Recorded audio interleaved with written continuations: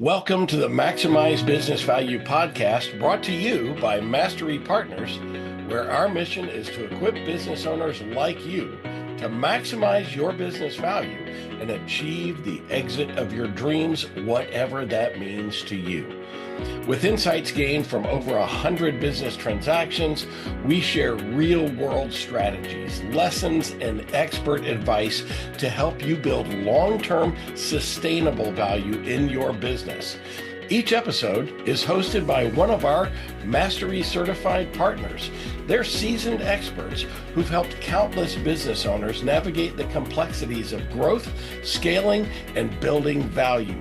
They bring first-hand experience, actionable insights, and a passion for helping you build a business that thrives. So let's dive in.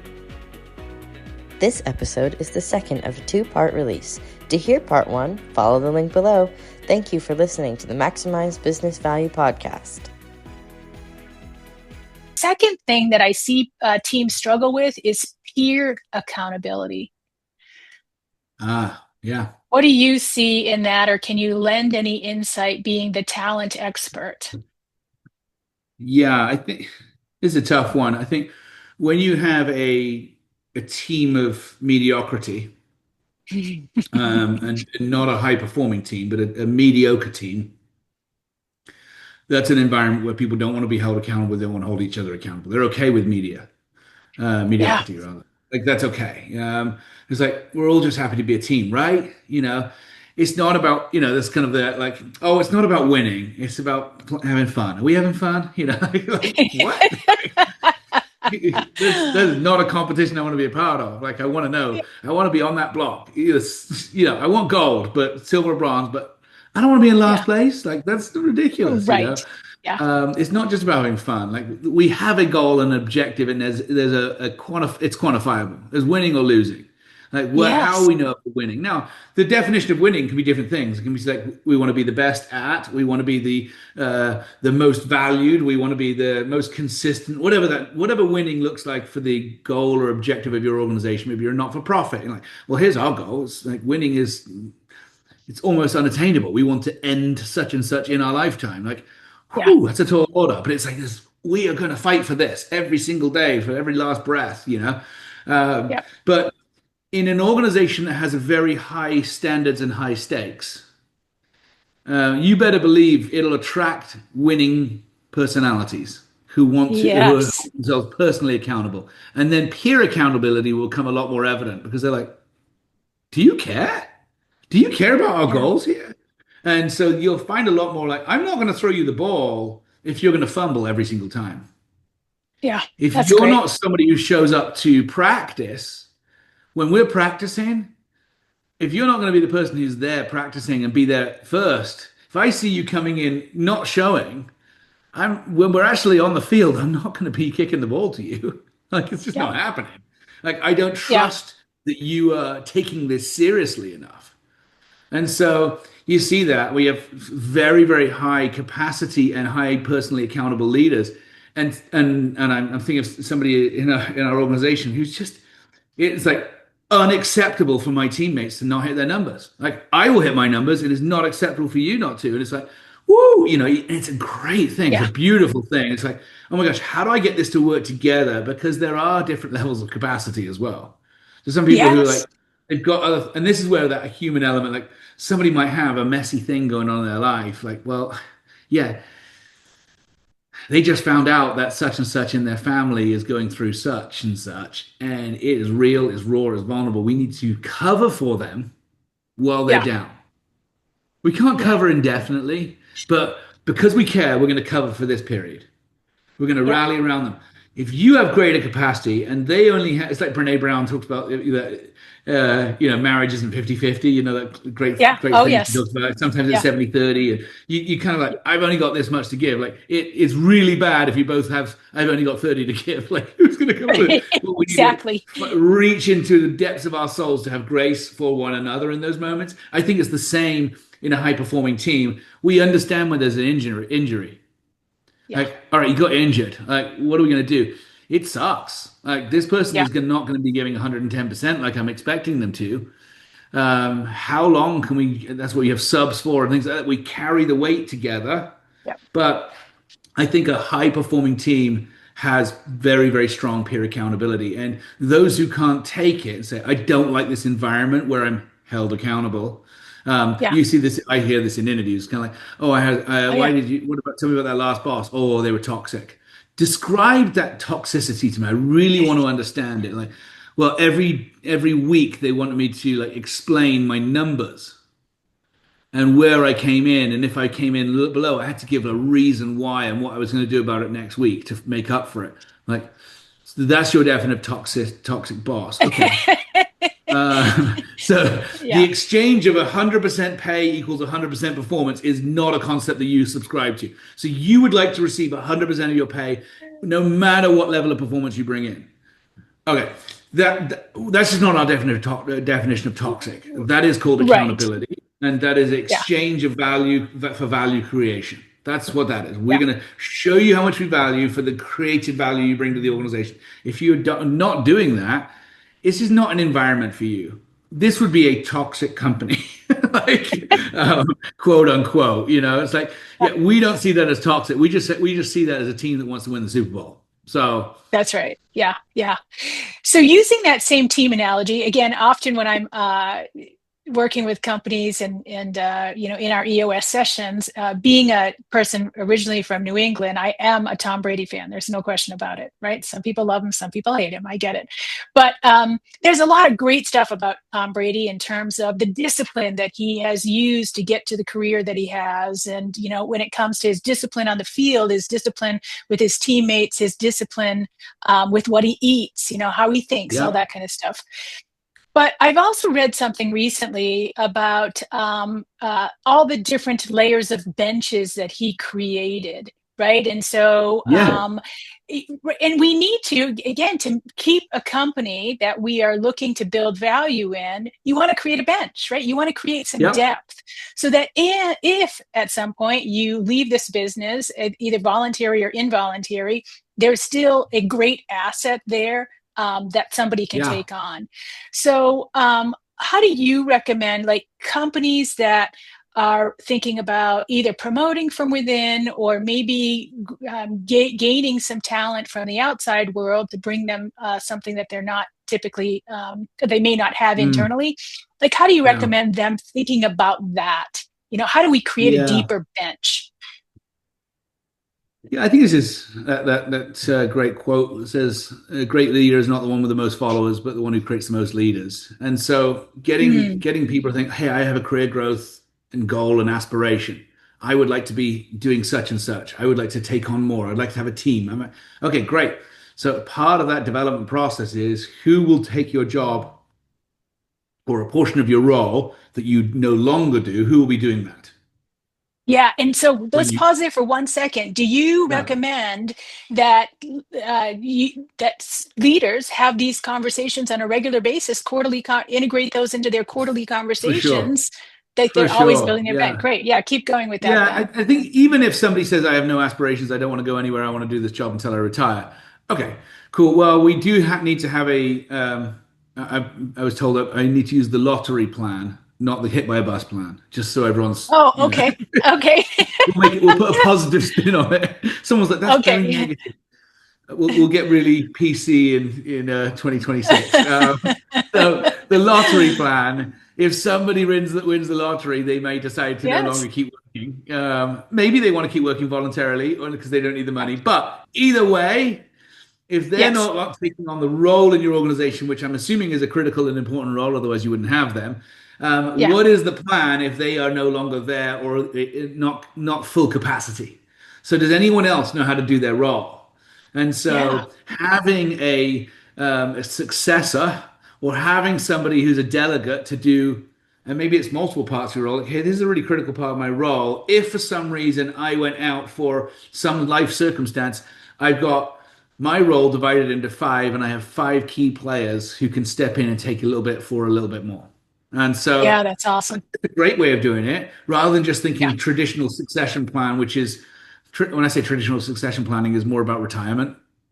People talk about Yeah. retirement versus succession, like a culture of distribution of task, roles, and responsibilities. Um, and so it's kind of like an organization who has, they have if our whole corporate office got flooded, well, and we've got a call center in here, what would we do? They actually have like an insurance call center, like an insurance plan where they can, Yeah. within a certain radius, like a ghost version of their call center. They can walk in and everyone carries on as normal, same desk, same computers, etc. When I discovered Yeah. that, I was like, wow, I didn't realize this. It's a thing, Yeah. Yeah, for sure. And so having those contingency plans and backup plans, I think is a great part of just leadership. Like, well, who would do this role if, Yeah. I Yeah. was Yeah. talking to my integrator just this past week, and I was like, hey, as I look at the future here, this is what I know is going to be happening in the next 3 to 5 years. Okay, let's Yeah. just talk about the moving parts here. And I'm like, if we invested this, and this into that person, do you think they could do a portion of this person's role? And it was like, what, do we really need to do that right now? And I'm like, well, yeah, because we already know Yeah. that's happening, and that person can Right. now up slowly. And we have a 3-year business plan. So Yeah. why not have a 3-year business plan for people, having a 3-year talent Yeah. plan, which is really very hard to do, by the way. I remember speaking at the EOS conference on this, and I felt like I was Yeah. speaking way more in theory than actual reality. Because people are asking me questions, how do you do this in your organization? And I'm like, I don't know if we do it very well, actually. And so I went away. I'm like, okay, we got to Sounds do like a better. great idea. Because you can't stand up and say, this is a great idea. And everyone's like, oh my gosh, that's amazing. Show me how you do it. And I'm like, well, we don't. But I was talking about this overlay of like, you talk about your business plan as like a puzzle box. And say, Yeah. here's the box of Right. the puzzle. This is a Ziploc bag with a 500-piece puzzle in there. No one wants to do it because they don't know what the picture is. But if you show the picture and say, here's where we're trying to Yes. be, if you put this together really well, this is what it could look like. Where do you see yourself in this picture? What piece are you? What's inspiring to you? Right. And like, I'd love to be that part of the puzzle. I'm like, okay, what skills, abilities, education, learning do we need to invest in you, or can you invest in yourself so that you're ready to be that piece? And so then people Yeah. start adding to their skill set and the abilities and capacities to be able to be there. But I think we can do that in our organization. Is there anything in my role that I do that you would like to do? Or is Yeah. there anything in my role that if you think that I'm not very good at, that you think you'd be good at? Because I would be delighted to give it to you. Yeah. Yeah, Especially if you're looking exactly. at me going, he's not very good at that. By all means, take it. I probably am. If I'm not good at it, I doubt I would like it then. Because Yeah. we generally Yeah. don't like the things that we're not very good at. Oh, I totally agree. Yes. Yeah. I call those leadership killers, right? That's where good executives Oh, go to die, when they get stuck in the doing things that they don't like to do and they're really not good at it either. I mean, yeah, particularly in the converse, right? They don't like to do it, yet they're still marginally good at it. And that's really where they get stuck. So get rid of those totally. things Yeah. first. Yeah. Jonathan, I always find the conversations about human dynamics and human energy so good. And matter of fact, just recently I was listening to a medical podcast, actually. And the scientist said that science has finally agreed on the definition of energy. And energy is, by definition now, scientific definition, the possibility of something to change, the potential of change that happens in this thing. So when we think about EOS as a human Yeah. energy, right, Yeah. it's like humans have the potential to change if they have the right direction, if they, feel like they're sitting in the right seat, in the right culture, Mm. in the organization to help them get there and to help the organization get where they want to be. So it's That is pretty interesting. interesting. Yeah, yeah, That makes me just connecting some dots here. We talk about growth. So part of EOS is for growth oriented organizations, right? Organizations want to yes, grow. And yeah, so, which that's what resonated with me when we first started implementing EOS was growth. I'm like, yes, I want everyone growing and rowing in the right direction. And here we go. yeah, And I always say to our team members, I'm like, growth equals opportunity. And it's this yes, opportunity for you. There is very little opportunity if we're not growing. And right, so right, change the word opportunity and energy in there. It makes a yeah, lot of sense. And when we went through a season of about 2 or 3 years of like fighting like crazy and just didn't feel like we were getting ahead back onto our growth trajectory. hmm And it was so frustrating for me as somebody who's growth oriented and trying to lead a growing organization and leading a growing organization with energy and opportunity. And it's like, oh my God, no matter what happens, there isn't this opportunity. It just felt like this false hope all the time. Like, I know it's going to get better. If you just push, just Q2, Q3 is going to turn around. Q4, we really believe Q1 is going to be our quarter. And like, oh my gosh, you come out the gate. So draining of energy because we don't have the opportunity for growth and for our team members' hearts and all to be dialed in. So that energy part resonates with me. So yeah, for sure. Yeah, great. All right. Well, again, I could talk forever this afternoon, but as we wind down, I ask all of my guests this final question, which is, what is the one thing that you recommend business owners do to build value in their business? So you can speak from the human capital perspective or anything else a nugget that you've had in your company. Yeah, I would say care about your people or somebody else will. Yeah, that's if great. You want to increase the value, whatever it's to do with your exit or not, if you want to increase the value of your organization, your people need to know that you care.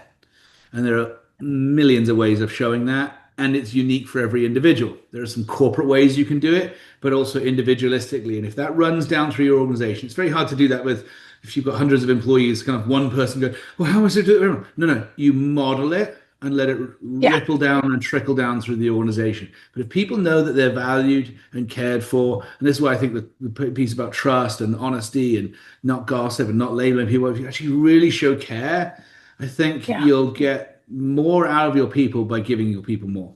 So give more to your people and you'll get more from them. But really care about them or somebody else will. Yeah, that's great. Jonathan, thank you so much for sharing your insights, your experiences. If people want to know more or connect with you, what's the best way for them to get in touch with you?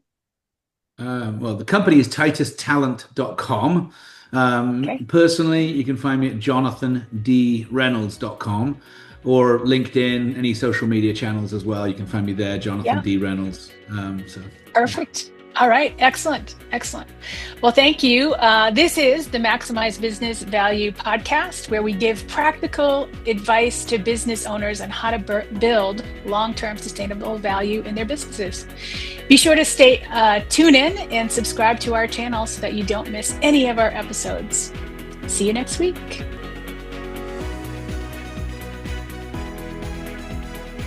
Thanks for joining us for another episode of the Maximize Business Value podcast. I hope today's conversation sparked new ideas on how you can continue driving value in your business. But remember, it's not just about listening. It's about taking massive action. Visit our website, masterypartners.com, for more resources. Grab a copy of any of the books in the Maximize Business Value series on Amazon or via the links below. And don't hesitate to reach out if you want to know how to apply these concepts to your business. So until next time, I'm Tom Bronson, reminding you to relentlessly execute while you maximize business value.